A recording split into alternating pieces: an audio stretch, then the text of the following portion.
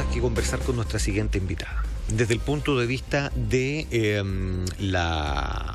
del ámbito interno y la participación de las mujeres en la esfera pública, que fue de hecho uno de los temas fundamentales de la convención de Hay Mujeres que se realizó el pasado 13 de septiembre, y también lo que pasa con la política española, que está como, bueno, yo tuve 4 asados en 4 días, ellos tienen 4 elecciones en 4 años. Oye, sí.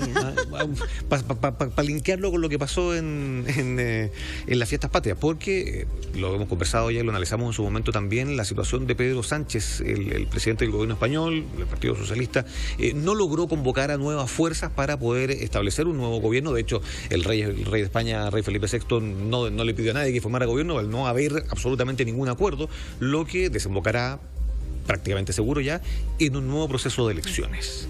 Lo vamos a analizar con nuestra siguiente invitada, María de los Ángeles Fernández, ella fundadora, presidenta de Hay Mujeres, y que por su condición española además nos permite hispano-chilena nos permite entrar al detalle en la situación de España. ¿Qué tal, María de los Ángeles? ¿Cómo estás? Gracias, un placer estar acá. A ver, miremos primero la situación de España antes de entrar a lo que ustedes hicieron con Hay Mujeres a fines de la semana pasada. Una buena actualización, un buen resumen actualizador sería bueno, porque como que en algún momento uno dejó de hablar de España, porque entra en un tráfago esta cuestión que yo creo que la gente finalmente como que toma un poco de distancia, se desconecta. Claro, porque de no se entiende que mucho. van bien. Claro, no se entiende mucho.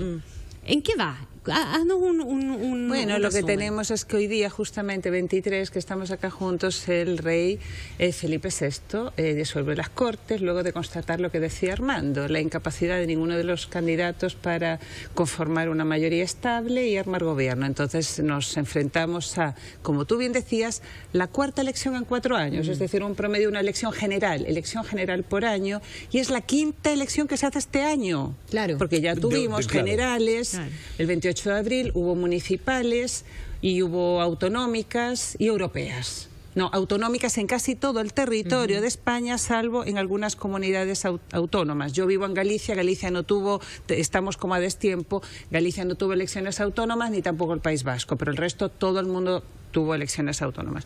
Y lo que sucede es que se le está transfiriendo a los ciudadanos españoles algo que debería ser responsabilidad de los políticos no son capaces de armar gobierno, no son capaces de llegar a acuerdos, entonces se le traslada la pelota, por decirlo de alguna manera, a los ciudadanos, y hay que ver qué sucede. Y como dice Connie, efectivamente se perdió a lo mejor un poco la pista, porque hace un poquito más de un año hubo una moción de censura, que fue la que sacó del gobierno prematuramente, no alcanzó a terminar la legislatura, el gobierno de Mariano Rajoy, con una moción de censura inesperada. ¿Por qué? Que además es un instrumento constitucionalmente, ¿verdad?, admitido en un régimen parlamentario, porque nunca en España, desde que se recupera la democracia hasta ahora, había tenido éxito una moción de censura. Claro. Y esta es la 4ª que se encamina y ¡wow!, tiene éxito. ¿Pero qué hay detrás de todo esto, María de los Ángeles? Porque uno se pregunta, ¿tiene que ver con la fragmentación de los partidos, la intransigencia de los sectores políticos? ¿Cómo se explica esta situación? Antes era más fácil, había un bipartidismo y era mucho más fácil avanzar. ¿Qué hay detrás de todo esto? Que además genera muchísima ya molestia, decepción de la ciudadanía, ¿no? Veía un sondeo ahí que decía que ya el 90% de los españoles no quieren saber más, están molestos, indignados. ¿Cómo explicarlo? Efectivamente, Andrea, uno de los coletazos que puede tener todo esto es un aumento de la abstención, y de hecho se están viendo en España distintas iniciativas para manifestar esta molestia previo a lo que va a ser la apertura de las urnas, que se espera que pueda haber un aumento de la abstención. El promedio de la abstención en España ha sido 26%, la más alta fue 31% en unas elecciones en 1997. El punto es que, efectivamente, España todavía como que está viviendo los coletazos de la crisis económica. Pedro Sánchez se anticipó mucho hace un tiempo a decir, ya terminamos la época de la austeridad y ahora España encamina un nuevo tiempo. No, o sea, todavía España está pegada a esa crisis económica que fue la crisis de la zona euro hace 10 años, porque los coletazos de esa crisis fue una profunda alteración del sistema político, del sistema de partidos, como bien adviertes tú, Andrea, del bipartidismo, donde prácticamente pues se rotaban el Partido Popular y el Partido PSOE. Claro. Lo que pasamos a 4 partidos. Ahí surgió con la molestia el movimiento de los indignados, que lo vimos acá en la televisión, el 15M, que muchos quisieron ver también aquí en lo que fue la movilización estudiantil del 2011, que éramos los indignados chilenos, claro, un poco en la réplica.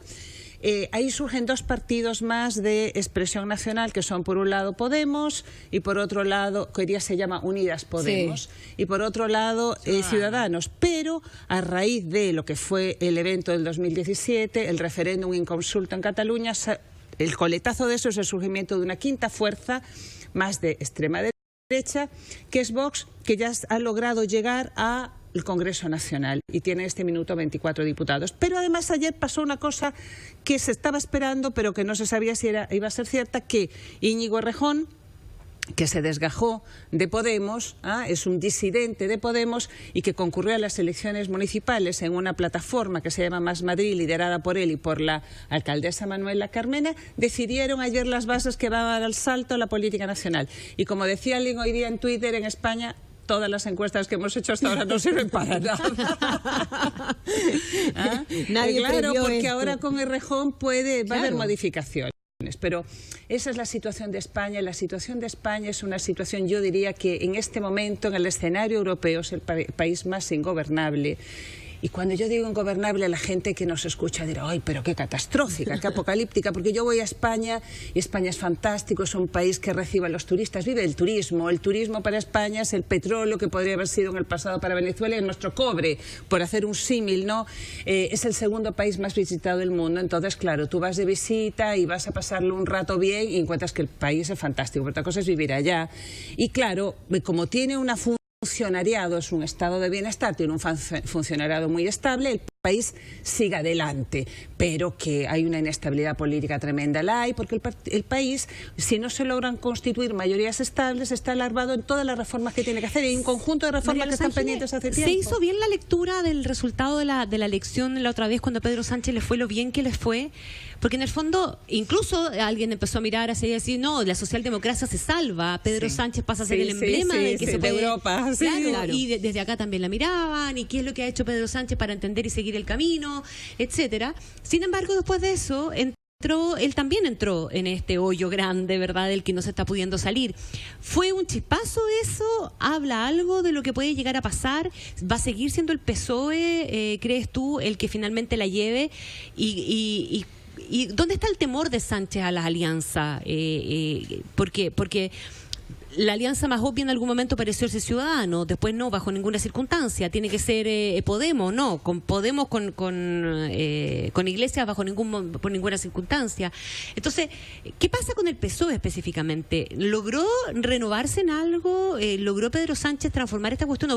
¿O ese fue simplemente un chispazo y es todo parte de exactamente lo mismo? No, yo creo que no se está haciendo una buena lectura, porque efectivamente Pedro Sánchez en las elecciones generales fue el partido que sacó más escaños, 123. Pero que tú tengas más escaños no significa que eso te dé un derecho automático a gobernar. Tú tienes, y esa es la lógica del régimen parlamentario, y tú tienes que ver ahí los juegos posibles. Un juego posible era con Ciudadanos. Si Ciudadanos le hubiera dado sus 57 escaños, tenía mayoría holgada para gobernar, porque tenía 180, es decir, 4 escaños más de los 176 que son la mayoría. Ciudadanos, por algún motivo, cambió bastante lo que fue su diseño original. Nació como un partido antinacionalista en Cataluña, como bien sabéis, y un partido que se propuso, un partido bisagra, que su diseño original es tratar de rescatar a España del chantaje permanente a la cual está sometida por los partidos separatistas. Porque la verdad que los 40 años previos de democracia, tanto el PP como el PSOE lograban obtener cierta mayoría por estos votos que le daban básicamente los partidos en Cataluña, ¿no? Pero eso no eran votos gratis, había una suerte de chantaje de por medio, lo que se llama la subasta separatista, siempre pedían más. Entonces, todos esperábamos de manera natural que Ciudadanos concretara la misión para la cual nació, rescatar a España de ese chantaje permanente a la cual la tienen sometido los separatismos periféricos, por decirlo de alguna manera, que los cristalizó bien en Cataluña y en el País Vasco. Y Ciudadanos, por una cuestión más tacticista, Ciudadanos analizó o leyó que tras su triunfo en Cataluña, que fue inédito porque era la primera vez que ganaba allí en unas elecciones autonómicas un partido constitucionalista, leyó que su lugar ya no era el centro, y pivotar el centro centro y tener cintura y ser bisagra, sino que su lugar era la derecha y tratar de hacerle un sorpaso a la derecha. ¿Y qué ha sucedido? Que la nueva política, la nueva, entre comillas, escenificada o personificada en Ciudadanos y en Podemos, no han logrado darle sorpaso a los partidos tradicionales. Es más, lo que se espera que suceda, claro que ahora con Más Madrid y Rejón, como os digo, las encuestas sufren un revolcón. Pero lo que se espera es que volvamos al casillero de salida, que nuevamente, aunque avance el PSOE, aunque avance el PP, Ciudadanos va a retroceder, Vox puede que se mantenga, baja un poco, Podemos puede que suba un poquito, subidas y bajadas no muy significativas, y volvamos a tener la misma situación de ahora, de bloqueo, de parálisis. Es una situación de esterilidad política muy grande.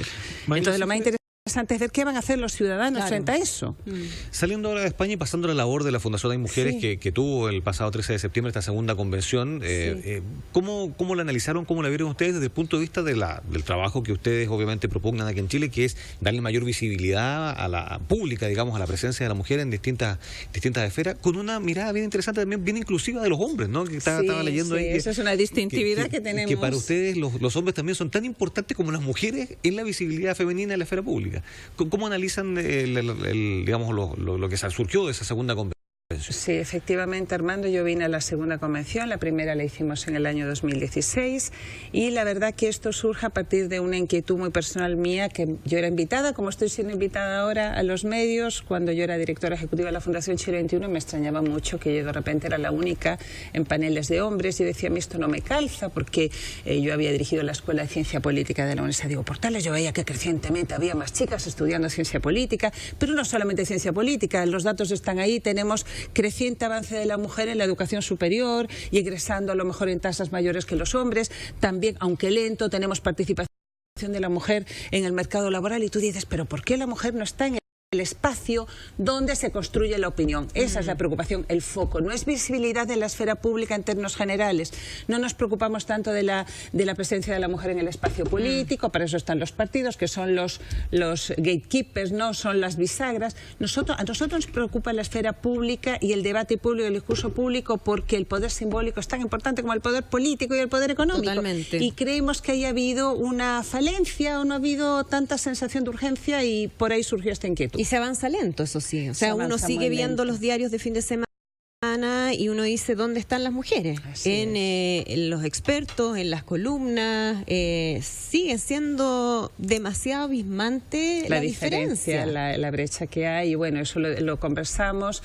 Yo creo que si tú me preguntas, Andrea, la diferencia se mantiene. El estudio, el monitoreo global de medios, que es un estudio que se hace cada 5 años muy comprensivo de la situación de la mujer en los medios en todo el mundo, muestra que ha habido muy poca avance desde el 2015, el 2010 al 2015. Las mujeres en su situación como expertas, fuentes de información y de conocimiento, vamos en un 24%. Mujeres hablando de política hay menos, 16%, según este estudio. Y, por ejemplo, en las últimas elecciones argentinas, alguien se reía y decía, había más candidatas mujeres que analistas políticas hablando de las elecciones. A ese nivel hemos llegado, porque, claro, las cuotas de género en el campo político ayudan, ¿verdad?, a disparar esta posibilidad de que haya más mujeres. ¿Y ayudan en el ámbito más privado, María Los Ángeles? ¿Qué convicción te has formado tú? Porque hay países escandinavos que han fijado cuotas para las empresas, por ejemplo. De estas cuotas que en algún momento se quitan, pero que son un pie forzado inicial para partir. Que a mí me pasa que en la política al principio no me gustaba, pero dije, ¿sabes qué? Es la única manera. Es la única forma. Pero ¿qué pasa con esa irrupción ya más en la esfera privada, la de los medios, la de las empresas grandes, o donde no hay una política del Estado que mande en el fondo? Bueno, es que lo de las cuotas en el poder económico, sobre todo en los directores de las empresas, hay las experiencias que hay, creo que es la Noruega, creo que va muy lento, no ha dado un resultado significativo. En España, durante el gobierno de Zapatero, hubo una ley al respecto que le ponía una moratoria a las empresas, es decir, mire, de aquí a tal año tienen que tener tanto número de mujeres, pero después vino la crisis y todo eso desapareció. Yo las cuotas, no es que considere que el poder económico y el poder simbólico, cultural, es menos importante, pero yo trabajé mucho por las cuotas en Chile. Como creo que os consta, yo participé en la comisión Benninger, donde ahí tratábamos de convencer al ex senador Benninger de la importancia de las cuotas. Creo que son importantes en el ámbito político, pero yo tampoco tengo una convicción formada. A mí me preocupa extender las cuotas a todos los espacios, porque cuando las extiendes, de tal manera se termina banalizando el instrumento. Yo creo que primero tenemos que hacer un esfuerzo, y eso es el esfuerzo que hacemos desde un lugar como Hay Mujeres, que partió como una plataforma digital, con apoyo del gobierno de Noruega, y luego nos dimos cuenta que había ya que darle institucionalidad. Nosotros queremos partir más por el ámbito de capacitar, promover a las mujeres, que entiendan que su voz en el discurso público es una dimensión de su liderazgo. Queremos hacer una apuesta por ahí, de formar, capacitar, entrenar. Por eso tenemos también un convenio con la Televisión Nacional, de entrenar a las mujeres para que se expongan con seguridad, confianza y destreza frente a la televisión. Pero no es un tema fácil. Mira, cuando a mí me surgió esta idea en el 2013, que la concretamos con apoyo del gobierno de Noruega, no era tema. Y yo, por ejemplo, llegué a España a vivir en el año 2017 y no era tema. Recién estalló con el 8M, con el tema de las manadas, las violaciones. Toda la conversación que ha habido en España en estos 2 últimos años con relación a la violencia de género ha trasladado también la preocupación de la ausencia femenina en otros ámbitos, y por fin se está instalando también este tema de la ausencia de la mujer en la construcción de la opinión pública. ¿El Me Too distorsionó un poquitito a lo mejor el debate, o no, crees tú? Sí, yo llevando creo, el tema del feminismo a un extremo que probablemente no es exactamente el que ustedes estaban buscando. Sí, yo creo que el Me Too, bueno, ahí también hay opiniones encontradas. Yo creo que el Me Too está poniendo en riesgo, yo creo personalmente, ciertas libertades y garantías, que, por ejemplo, el debido proceso, la presunción de inocencia. Hay que ser muy cuidadosos con eso, porque creo que esos son avances de los Estados de Derecho y avances valen para hombres y mujeres, digamos. Y valen para ambos. Entonces yo creo que ahí hay personas, mujeres, que dicen, no importa, aquí las mujeres hemos estado calladas mucho tiempo y todo vale. Yo no creo que todo valga. Yo creo que esos son derechos fundamentales que hay que cautelar. Y bueno, yo espero que después de esta situación extrema a lo mejor volvamos a un punto de equilibrio, pero ahora hemos visto el caso de Plácido Domingo, cada cierto tiempo está surgiendo un... Ahora, yo vuelvo al tema de la construcción de la opinión. En un momento donde la conversación pública está también tan crispada con las noticias falsas, la posverdad, creo que es muy importante que las mujeres se atrevan a dar su punto de vista. Totalmente. Y no solamente por el derecho de la mujer a hablar. Yo hablo del derecho de la sociedad a escuchar todas las voces. Obvio. Por la diversidad, digamos. De todas maneras. María Los Ángeles Fernández, presidenta fundadora de Hay Mujeres, muchísimas gracias por... Muchas gracias. Gracias a vosotros, un Muy placer. interesante. Muy amable.